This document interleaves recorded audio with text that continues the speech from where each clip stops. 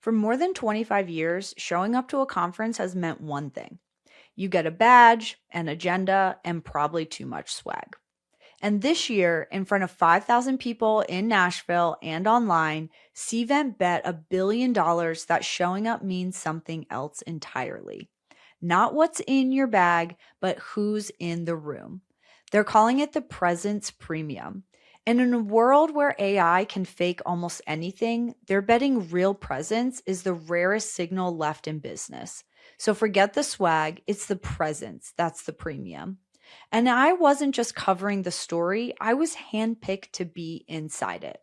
There's no guest today, just 5 things about Cvent Connect that almost nobody else is talking about and telling you. It's Event About It, solo edition.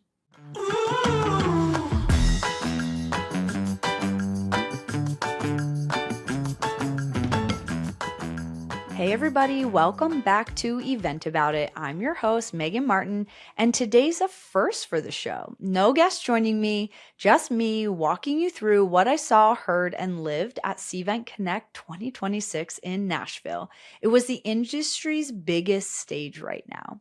And I'm going to count down the 5 biggest takeaways from this conference that almost nobody else is talking about. And then we're going to close out with the event of the week and event about it because even solo, some things don't change. So let's get into it. The very first takeaway, we are living through a trust recession, and Cvent just built their entire brand around events being the cure. But here's the data to back that up. 85% of marketers said AI-generated content is making trust harder to earn. 81% said audience trust went up after an in-person event, and 72% said deals close faster when someone actually shows up. I think we all know that, but now we have the data to prove it. Real signals over synthetic content. Events as the biggest first-party data engine most companies aren't using yet. Events driving actual business growth, not just brand awareness. That's the whole thesis of this podcast, and it's the entire thesis of my company, M Squared Dynamics. Cvent just put $1 billion putting a name on it in front of everyone on the stage in Nashville. Takeaway 2. Everyone talked about how they executed the brand reveal, but almost no one talked about what it actually meant. The execution generally was impeccable. The green, the room, the entire conference center flipped while we sat in the ballroom. I said this the day it happened on the Field Notes episodes. We're going to link to that, so go listen if you want the full play-by-play. It's been said, so I'm not going to continue to talk about that. But here's what I don't think got said enough in that room. When the largest event tech company on the planet stands up and says, trust is broken everywhere except in a room full of real people, that's not a brand refresh. That's the biggest company in our industry putting its balance sheet behind a claim about an entire category of data. That's the headline, not the colors. We got hung up on the execution and not really what it meant, that a technology company is betting on in-person events. Takeaway 3. The story almost no one's covering is the Cvent Center for Event Insights. This isn't a new product. It's a brand new research arm chartered to sit at the intersections of events, hospitality, and technology. And they're going to start publishing real data on what's actually working in this industry. Cvent is sitting on 25 years of data across 340,000 venues and 150,000 planners. If they do this right, this becomes the most cited research source in our industry within the next 2 years. I'm going to put a bet on that. Here's how I actually read anything that comes out of something like this research center. And it's how I read every research report that lands in my inbox. I don't stop at the headline stat. I dig into the metadata. Who commissioned it? How many people were surveyed? When were they surveyed? The trust stats I just gave you, Cvent commissioned that research. And I'm not saying it's wrong. I'm saying ask marketers whether events build trust, and of course they say yes. Their job and their budgets depend on the answer being yes. So before you bring any vendor stats into your next budget meeting, go find out who paid for it. Go find out how many people were surveyed and when. Double check the work every single time. Takeaway 4. The On24 and Goldcast acquisitions are way bigger than people are giving them credit for. As we remember, late last year, Cvent spent a few $100 million buying 2 virtual event webinar platforms. 7 months later, they rebrand the entire company around the value of showing up in person. A few reporters called that a contradiction, and I don't think it is at all.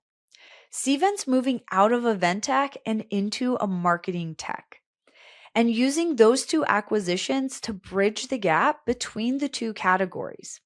Cvent is trying to own a piece of the entire marketing and event cycles.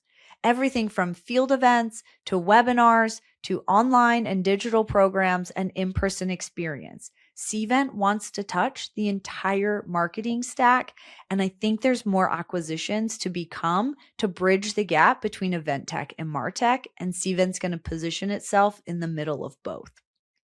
But here's also the part that actually matters.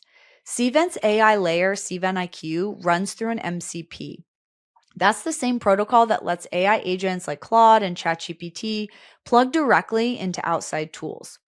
Cvent wasn't the first company to release an MCP in the event space, but from what I've seen, they're being more intentional about it than anyone else who has delivered an MCP to date.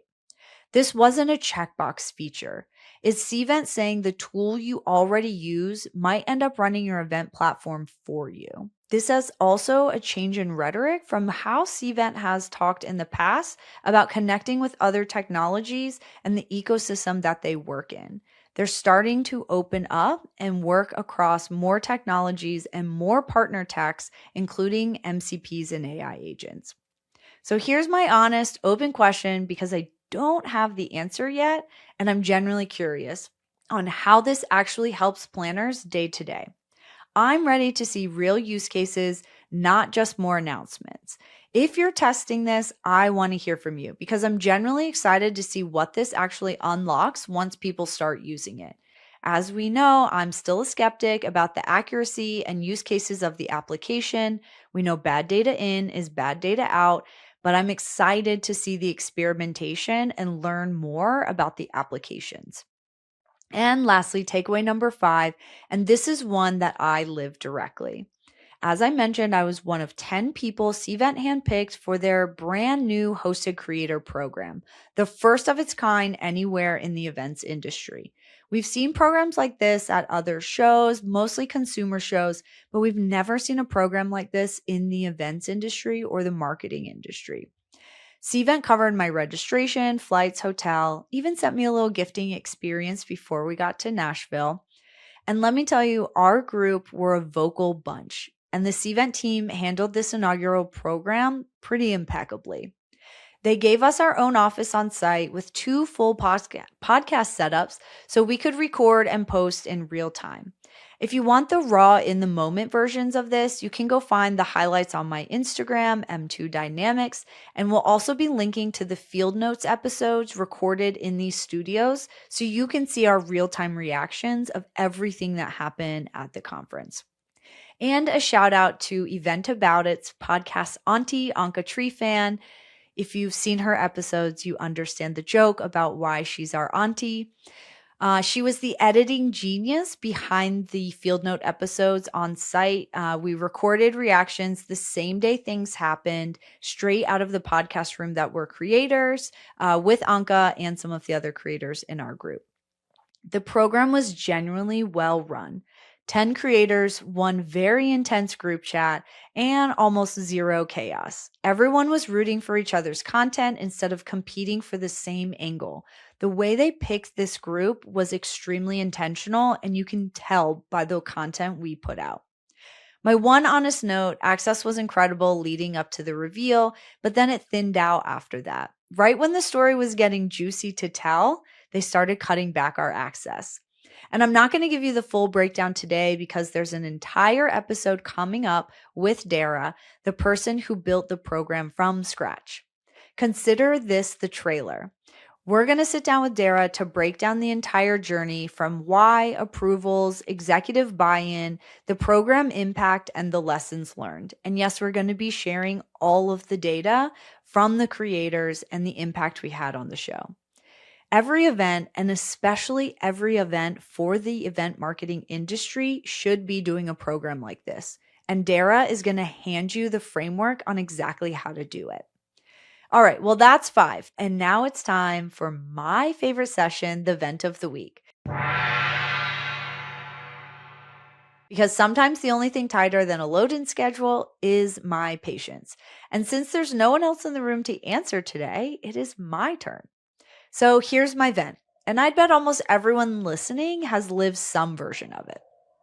The biggest moments of any event get all the access.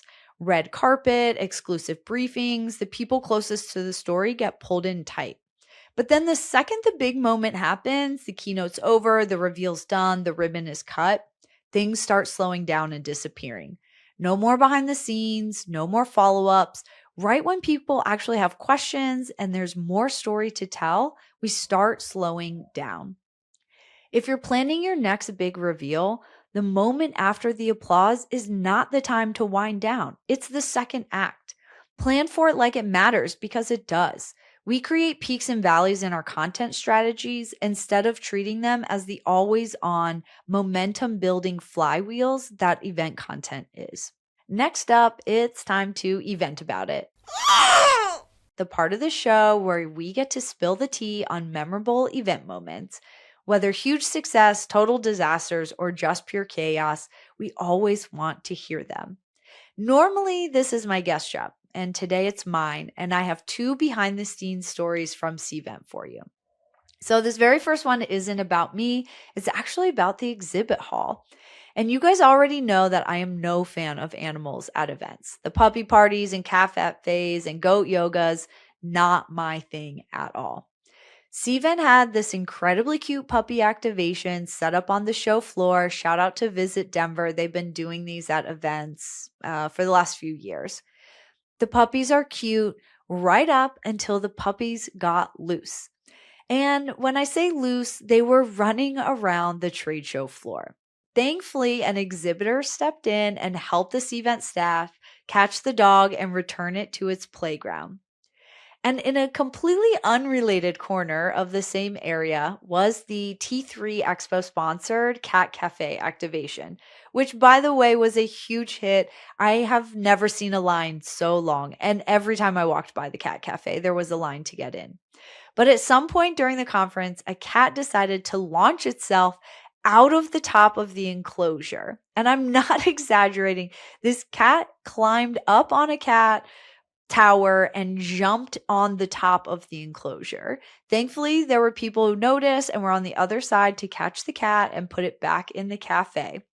But in addition to the cat trying to escape, there was furniture inside the cat cafe, and the cats got into the couch. These were kittens, so they were small. Now, mind you, this was also a rented couch, and the couch had to be taken apart to get the cats out from inside the upholstery. So if you're thinking about having a cat cafe, shout out to T3 Expo. They can walk you through everything that happened with the furniture inside of it and what they probably will do differently if they design another cafe in the future. And story number 2, this one is all me, and it might be in the top 10 most embarrassing moments of my career, but possibly my life. So it's late, like late, and we just got back to the hotel from a receptions. And you know how those go. You talk all night. There's very minimal food that you're eating because you're engaging in conversation. And by the time you get back to the hotel, 11 o'clock, midnight, sometimes later, you realize you haven't had anything to eat and DoorDash is the only option. So I took a shower after I hit order. I threw on pajamas, put my bathrobe on, wrapped my hair in a towel, and headed down to the lobby for a very quick 2-minute pickup of DoorDash. Well, when the elevator's door opened, standing right there mid-conversation is Cvent's entire C-suite. Their whole leadership team was in the lobby. The people I know and have meetings with later in the conference, and some of the ones that I've been trying to get 30 seconds with all week were there standing there looking at me in a bathrobe, towel turban, going to get my DoorDash food. There was nothing I could do but wave, keep walking, and hope that they didn't see me and hope that they definitely didn't recognize me. If there's a lesson in there, it's that you will never look more like a raccoon than the exact moment you run into people you most want to impress. Embarrassing. Well, Cvent Connect is moving to April in 2027, and it's going to be in one of my all time favorite places, Denver, Colorado. I lived there for many years, and it's kind of home court advantage for me, which I'm really excited about. April was a risky choice, though. It could be 60 degrees and sunny, but there could also be a bomb cyclone. And as our friends know at the Meetings Industry Council of Colorado, they know all about bomb cyclones and what they can do to your conference. We can ask them about that in a future episode. As I said, I lived there for a long time and I'm excited to be back in Denver in 2027 for Cvent Connect. It'll be hard to top 26, but I can't wait to find out what comes next from the Cvent team. I mean, after all, there is a $1 billion bet on the line. So that's it for today's episode of Event About It, where we connect events and marketing and prove that experiences aren't just logistics, they're a growth channel. And if this made you think differently about how events drive pipeline, brand, or growth, make sure you're subscribed because we've got two amazing follow up conversations coming for you, and I don't want you to miss them. First, we've got the full story behind the Creator Program, straight from Dara, the architect who built it from scratch. We're going to get into the real metrics and the real impact of the program. And secondly, I brought my assistant to her very first conference ever. She's new to the industry and she's a Gen Z. So next week, we're going to break down exactly what she saw, what she felt, and whether all those research studies about Gen Z at events actually hold up. And you're going to hear it straight from the Gen Z's mouth. Until next time, keep growing, keep laughing, and keep eventing about it.